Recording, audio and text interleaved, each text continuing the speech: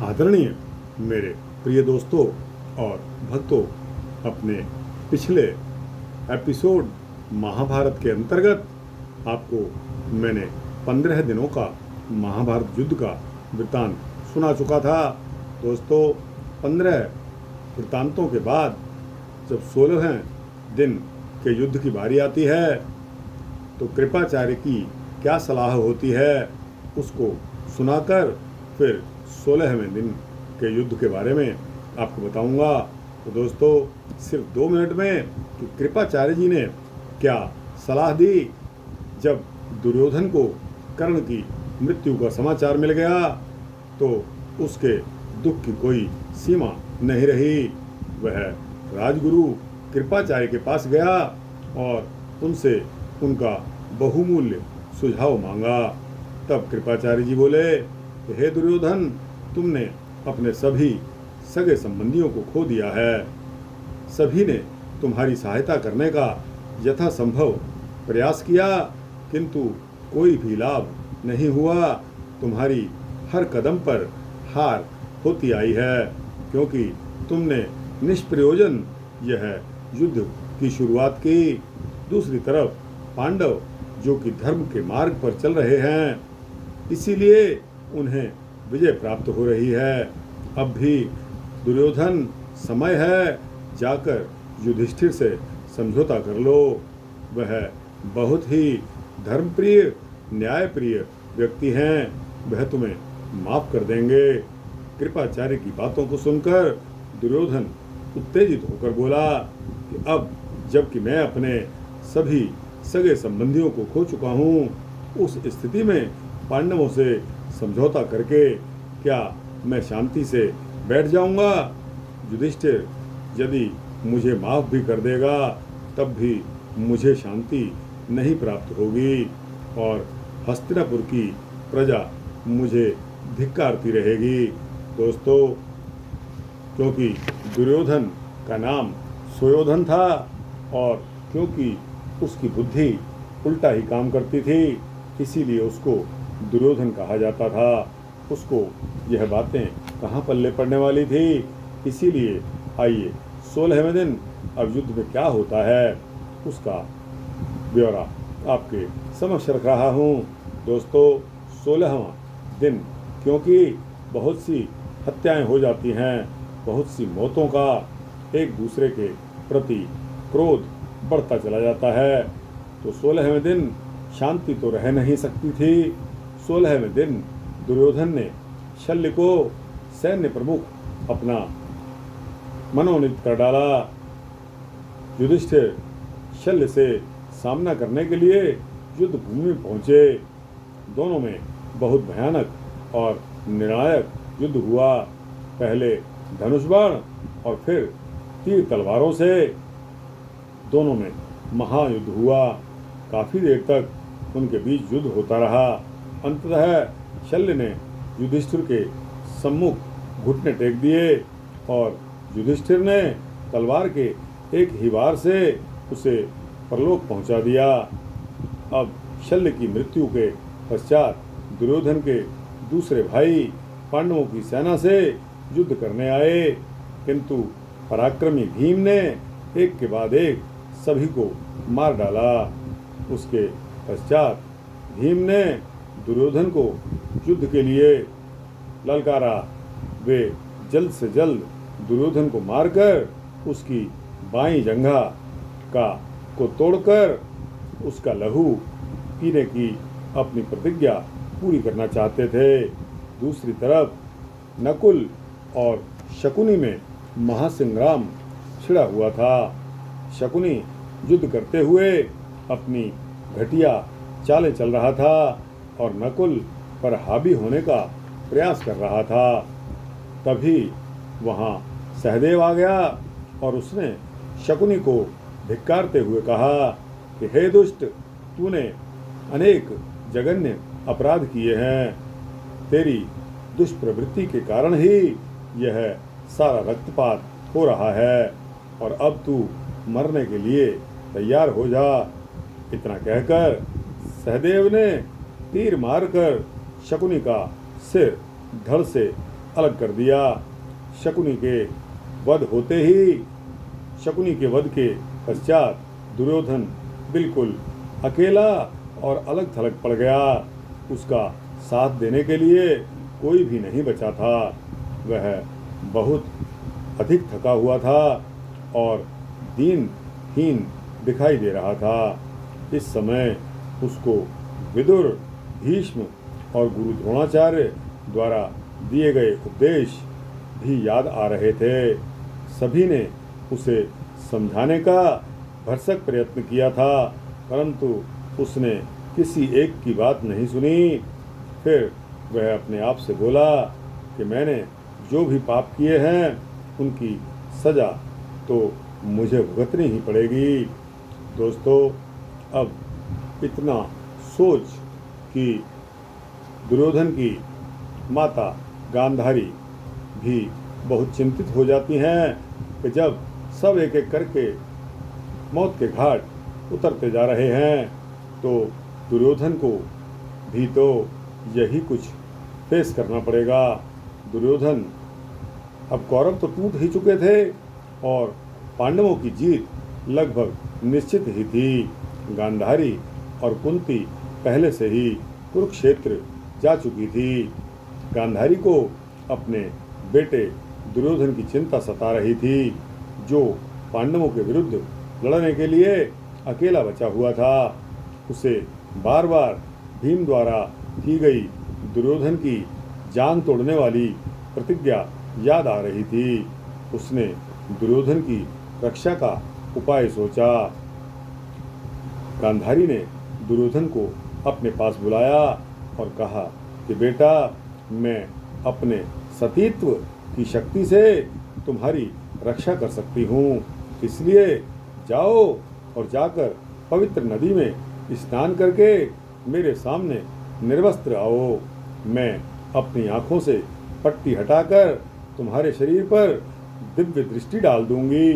इससे तुम्हारे शरीर पर एक अभेद्य कवच बन जाएगा और तब इस पर भीम की गदा का प्रहार भी बेअसर साबित होगा।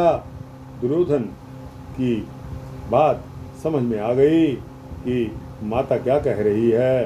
उधर श्री कृष्ण को गांधारी का यह उपाय पता चल गया और उन्होंने इस उपाय को विफल करने के प्रयास से गांधारी के जब दुर्योधन स्नान करने के लिए निर्वस्त्र अपनी माता गांधारी के पास जा रहा था तो उन्होंने मार्ग में ही उसे रोककर कहा कि हे दुर्योधन, तुम्हें शर्म नहीं आती जो इस प्रकार निर्वस्त्र होकर अपनी माँ के सम्मुख जा रहे हो?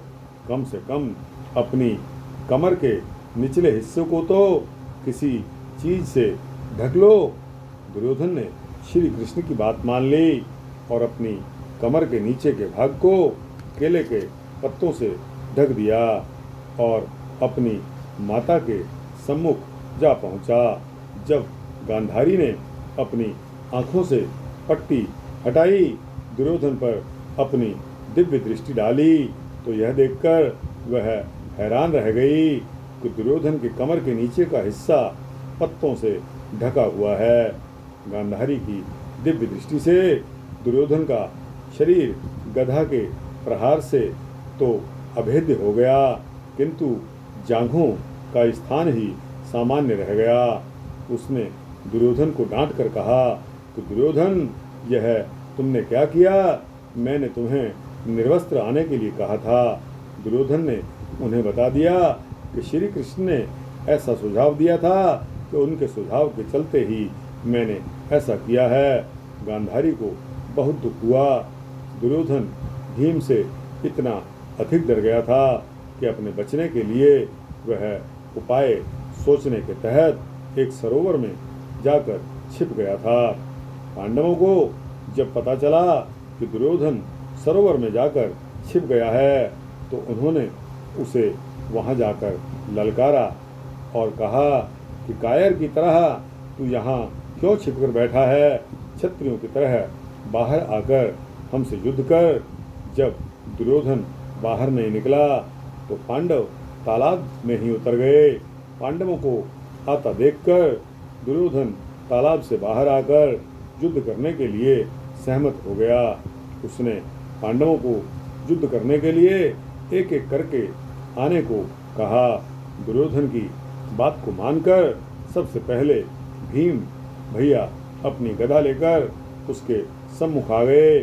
दोनों में बहुत समय तक युद्ध होता रहा और अंत में जब दुर्योधन काफी थक गया तो ऐसा देखकर श्री कृष्ण ने भीम को उनकी प्रतिज्ञा याद दिलाई। भीम ने दुर्योधन की बाईं जांघ पर गदा से जबरदस्त प्रहार किया और उनकी जांघ को तोड़ डाला। दुर्योधन पृथ्वी पर गिर पड़ा तो भीम ने उसके सिर को ठोकर मार दी। इस पर भीम की दूसरी प्रतिज्ञा भी पूरी हो गई। उन्होंने पहले ही दुशासन के वक्षस्थल का खून द्रौपदी के केश धोने के लिए ले लिया था और अब दुर्योधन की बाईं जांघ भी तोड़ दी थी, जिस पर द्रौपदी को बैठाने के लिए उसने भरी सभा में घोषणा की थी। दुर्योधन भूमि पर पड़ा हुआ था, उसकी बाईं जांघ टूटी हुई थी। तभी वहाँ भैया बलराम आ पहुँचे और वे अभी अभी तीर्थ यात्रा से लौटे ही थे। जब उन्हें भीम द्वारा दुर्योधन की जांघ तोड़ने की सूचना मिली तो उन्हें बहुत क्रोध आया और इस क्रोध के चलते वे भीम से बोले कि मूर्ख, तुम कैसे योद्धा हो? अपने आप को तुम वीर कहते हो? क्या तुम्हें पता नहीं कि कमर के नीचे वार करना युद्ध के नियमों के विरुद्ध होता है? भीम मौन खड़े रहे, वे कुछ नहीं बोले, परंतु श्री कृष्ण ने आगे बढ़कर उन्हें बताया कि हे भ्राताश्री, भीम कभी भी दुर्योधन की जांघ नहीं तोड़ते।